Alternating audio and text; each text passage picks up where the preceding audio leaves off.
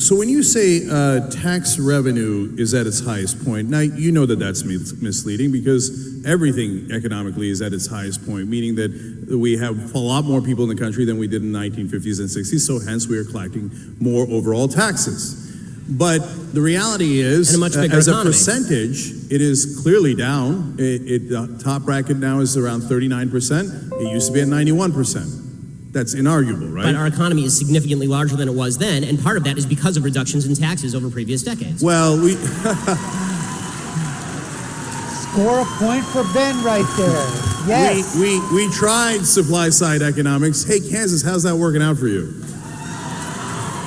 So there's this myth that... It's working out for you. Your business is doing great. Okay, yeah.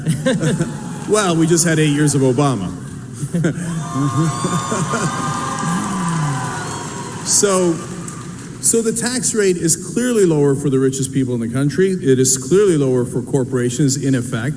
It is, and so to say that it's a record collection is misleading. So in terms of the healthcare and how that relates to the government, oh, by the way, on one more thing on taxes, you said, name me a tax loophole. Mm-hmm. So yes, there are plenty of those. For example, they hide their money offshore. They do tricks like the double Dutch and the Irish sandwich or the reverse. And I would end that. I would say, hey, you know what? We've got a 35% rate. Here's the new rule. You're going to pay 35%, okay? And you're not allowed to hide your money. I don't care if it's in the Cayman Islands. We're going to make that illegal, Mitt Romney. We're going to make it illegal, okay? And so then every once in a while they do a tax holiday. Well, that must be nice. You remember when you got a tax holiday? I don't remember getting a tax holiday. No, that's only for corporations who bribe politicians. So they brought that rate down from 35% to 5%. And they said they were going to create more jobs. Color me surprised when it turns out they didn't. They offshore taxes. They took that 30% extra, put it in their pocket, gave it to their executives, and created no new jobs. Because that's how it works if you just trust corporations to do the right thing. Corporations are not evil. They just want to maximize profit. That is what they're built for. So please don't be naive and be like, no, but the corporations will look out for our interests. No, they look out for their bottom line. Well, I mean, and finally, just last quick thing, sure. Medicare Advantage. You keep saying rationing healthcare, but Medicare gives you the bare minimum, and people seem to be very, very happy about it given how well it polls. But you can do Medicare Advantage and get more. I want you to be able to do that. If you're incredibly rich and you want every kind of treatment, I don't want to deny that to you. Get Medicare Advantage. So Ben, let me just ask. Again, Cenk comes out here, bash corporation, in a way, okay, listen, I am for the fact that, but the thing is right now, that's the system that we have. There are loopholes within the system. Corporations, their lawyers, entities, the rich, whatever you want to call it. Everybody wants to get up to that thing, up to that level, and hopefully attain that level of income, of status, of living, a standard of living. Everybody wants to increase that thing. So again, by attacking corporations and saying those evil, greedy corporations, all they want to do is increase their bottom line and make a profit. They have a fiduciary responsibility to their shareholders. And guess what?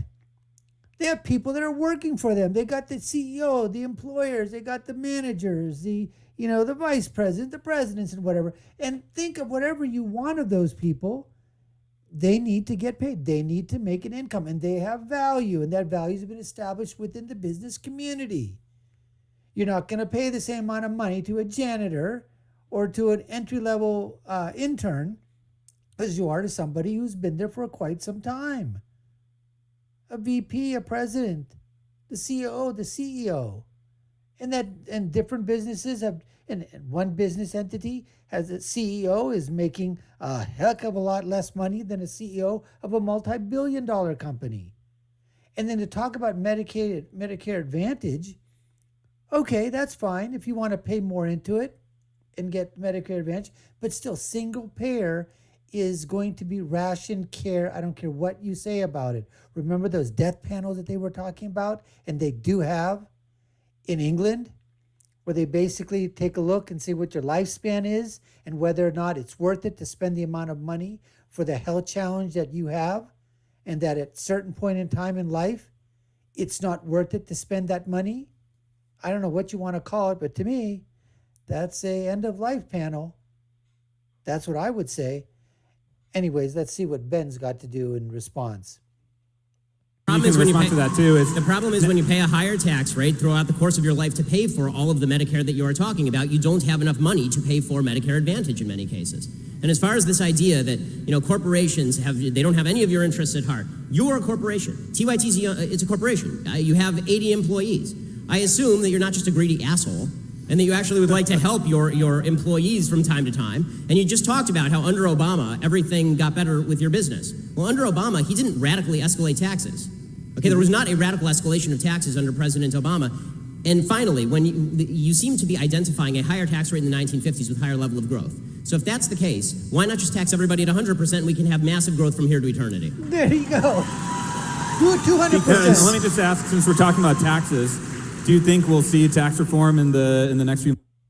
Anyways, Ben just got him right back there. Remember I just said a few minutes ago, if it's so great, if you think the great thing was at 91 and 70%, then you know what? Let's just jump it up to 100%.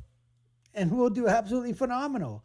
One thing you have to understand is that in the 40s and the 50s, we were the dominant engine, the economic engine in the world.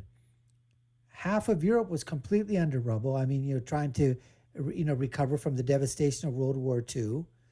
We were the suppliers. We were lending out to those countries. We were, doing whatever we could. We were manufacturing was unbelievable at that time. A tremendous amount of prosperity was going on. And that effective tax rate that they were talking about, are you telling me that individuals were actually paying 91% of their income to the government at that time? You don't think there were loopholes back then? Of course there were. But it's a nice way to basically talking about it and saying, 91%, 70% tax rate. And this one here, in this segment, part 2, I would probably say that it was probably, I'd give a little bit of it to probably Ben, just on the fact and basically rebutting some of the numbers and in terms of the tax numbers and whatever. And also the fact that if you're going back and basing your whole premise on the fact that 70 to 91% is great, then 100% ought to be even better. Anyways, we appreciate you taking the time to watch. You've been watching the Dr. Nasir Shaikh Show. I've been your guest host. My name is Dr. Nasir. Want you to subscribe to the channel, hit that notification bell, like, share, and follow us. Leave you with my final thought, which is, when you're right, you're right. And when you're left, you're wrong. We'll see you again next time, folks. Take care and stay safe.